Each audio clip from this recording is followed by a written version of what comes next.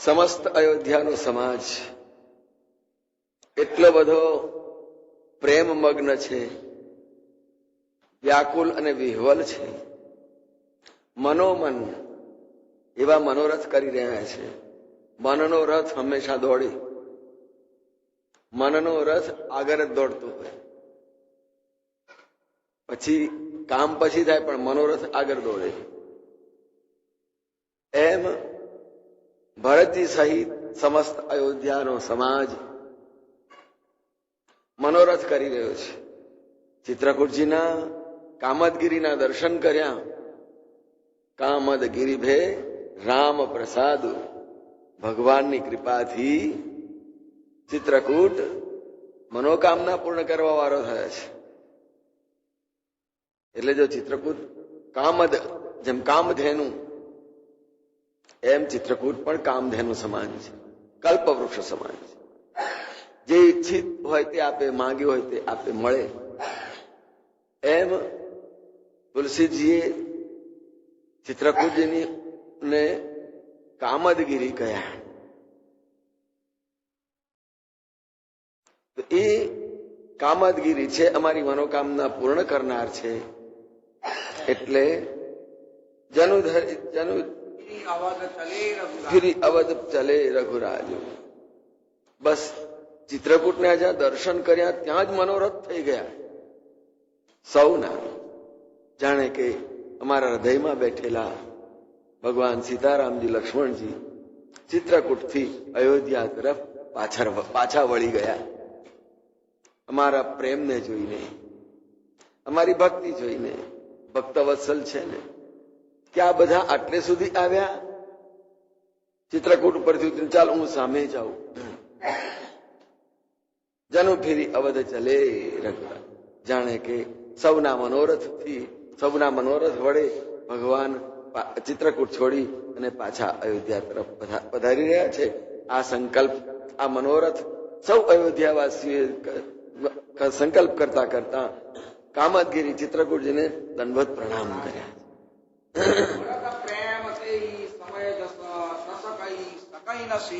અને તે સમયનો ભરતજીનો જે પ્રેમ છે, જ્યાં ચિત્રકૂટજીના દર્શન કર્યા, હજુ સીતારામજીના તો દર્શન થયા જ નથી. તે પહેલા અને હંમેશા જયારે પોતાના પ્રિય પ્રિયતમને મળવાનું હોય ને, ત્યારે એના માટેની આતુરતા, એના માટેનો થનગનાટ ઘણા દૂરથી શરૂ થઈ ગયો હોય. હૃદય આમ નાચતું હોય, ડોલતું હોય. બસ મળી ગયા, આવી ગયા, પહોંચી ગયા. નાની ઉંમરમાં, અત્યારે તો ખબર નહીં, પણ કોઈ ગામ જવાનું હોય, પેલા ગયા તો ગાડીમાંથી નીચે ઉતરતા પગ આમ થનગને, જઈશું, આને મળીશું, આ કરીશું, પેલું કરીશું. આ મનોરથ થાય. અને એ ઉમંગ નાની ઉંમરમાં જેને અનુભવ્યો હોય એને ખબર પડે. અને સ્વાભાવિક છે, હું જઈશ, આમ કરીશ, એવા ભાવોથી અહીંયા ભરતજીના હૃદયની અંદર પણ એવી જ ઉત્કંઠતા, એવી ઉત્કટતા છે કે એનું વર્ણન હજાર મોડા વાળા શેષ પણ નથી કરી શકતા. ઓછા પડે છે હજાર મોડા. અને સ્વાભાવિક છે, જયારે પણ આવો થનગનાટ હોય ને, ત્યારે જોનારને એમ થાય કયા શબ્દોમાં કહું, કઈ જીભ વડે મારે બોલવું. એવો ભાવ ભરતજીની ભક્તિને જોઈને શેષને પણ ઉત્પન્ન થયો. એ તસી કહી શકાય ને શેષ. શેષ અસમર્થ બન્યા છે. ભગવાનની ભક્તિ કરનાર ભરતજીની આગળ જે શેષ હજાર મોડાવાળા, ગુણાનુવાદ ગાવાવાળા, એ જ શેષ અહીંયા ગાડી શાંત થઈ ગયો કે ભરતજીની ભક્તિને માટે મારી પાસે હજાર જીભ ઓછી છે, ઓછી પડી રહી છે, શબ્દો પણ નથી.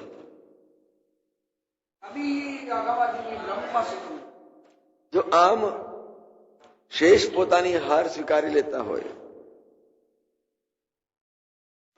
તુલસીદાસજી પણ પોતાની હાર સ્વીકારવા માટે તૈયાર થયા છે કે ભરતજીના પ્રેમનું વર્ણન મારા માટે તો અગમ્ય છે. હું પ્રેમની ચરમસીમાને પહોંચી જ ના શકું, આવવાની તો બાજુએ વાત રહી, એને ઓળંગાય તો નહીં જ, પણ એને સ્પર્શી પણ શકતો નથી. જો કવિ પોતે અસમર્થ બની જાય કે ભરતજીના આ પ્રેમને, ભરતજીની આ વાત્સલ્ય ભક્તિને હું કેવી રીતે સ્પર્શી શકું, હાથથી નહીં શબ્દોથી પણ સ્પર્શી શકતા નથી. હાથથી સ્પર્શવાનું તો દૂર રહ્યું, પણ તુલસીજી છે ને એવા ભક્ત છે, એવી ઉપાસના છે ભગવત ભક્તિની, રામ ભક્તિની, કે દરેકે દરેક પ્રસંગને પોતે સ્પર્શી રહ્યા છે. કવિ છે ને સર્જનાત્મક શક્તિ છે, અને કવિ તરીકે પોતાના મનોભાવ વડે તુલસીજી ભરતજી સુધી પહોંચે છે, ચિત્રકૂટ સુધી પણ પહોંચી જાય છે, દરેક જગ્યાએ.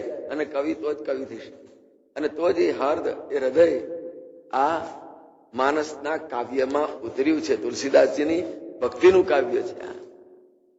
અને તુલસીજીની બધી જ ભક્તિ, બધો જ સદભાવ આખા માનસની એક એક ચોપાઈની અંદર ભરપૂર છે. પાઠ કરનાર, વાંચનાર, એનું અધ્યયન, એનું અનુષ્ઠાન કરનારને એ સ્પર્શી જાય. જો કવિ, લેખક, સર્જક એમાં સ્પર્શાતો હોય ને તો પછી વાંચનાર પણ એનાથી આઘો રહી શકતો નથી. તો કવિ અગમ, કવિ કવિ ખરો, પણ બ્રહ્મસુખ જેને કહેવાય, બ્રહ્મસુખ સુધી પહોંચી ના શકે.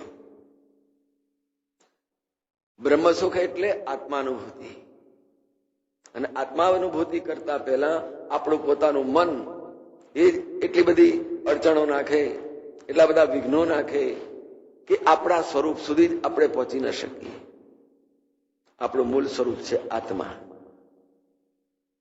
અને આત્મા સુધી પહોંચાડવા માટે મન માધ્યમ છે. પણ મન સંસારમાં એવું અટવાયેલું છે, વિકૃતિઓમાં, વાસનાઓમાં, ઉપાધિઓમાં, એને કારણે એ પોતાના સ્વરૂપરૂપી ભગવાન સુધી પહોંચવાને માટે અવરોધરૂપ મન જ બની જાય છે. મને આપણું, છતાંય અવરોધ આપણા માટે. આપણા પોતાનું સ્વરૂપ છતાં એને સમજવા ના દે, ન જાણવા દે. તો કવિ ત્યાં આગળ અટકી ગયા છે, રોકાઈ ગયા. તુલસીદાસજી કેવી રીતે પહોંચી શકું? ભગવાન અને આત્મા સુધી પહોંચવાનો રસ્તો ઘણો લાંબો છે, પણ અહીંથી અહીં સુધીનો જ છે. જે ચેતના છે, આત્મચેતના, એ હૃદયમાં જ બેઠેલી છે. ઘટ ઘટ વ્યાપી છો ગુરુ મહારાજ, હૃદય અર્જુન તિષ્ઠતી, હૃદયમાં જ બેઠેલો છું. પ્રાણીનામ દેહમાશ્રિત અહમ વૈશ્વાનર. ભગવાન આટલી બધી જગ્યાએ કે છે હું બધામાં હું જ બેઠેલો છું. ગુરુ મહારાજ પણ એમ કે ચૈતન્યમ શિષ્ય મધ્યે, અને બધા વેદો અને શાસ્ત્રો કહેતા હોય. હવે જો આટલું નજીકનું જ સરનામું આપી દીધું છે આપણને, એડ્રેસ આપણા પોતાના નિજ સ્વરૂપનું, નજીકનું સ્વરૂપ. આમ તો ફોનથી આપણે પાછલા બારણા સુધી, અમેરિકા સુધી વાતો કરી શકીએ, પશ્ચિમને આપણે પૂર્વમાં છે. પણ આજે તો જાણે પશ્ચિમને પૂર્વમાં જાણે આગલે ઘર બારણે રહેતા હોય, પાછલે બારણે રહેતા હોય ને એમ વાતો કર્યા કરે ઉભા ઉભા. પણ જ્યાં આપણું પોતાનું આત્માનું સ્વરૂપ આટલું નજદીક છે, એનું અંતર ઓછું કરવાની, એની જોડે વાતો કરવા માટે હજુ કોઈ મોબાઈલ સર્જાયો નથી. અને એના માટે એક જ મોબાઈલ, સત્સંગ. અને સત્સંગ વડે જ આત્માની સાથે સીધી વાતો થઈ શકે.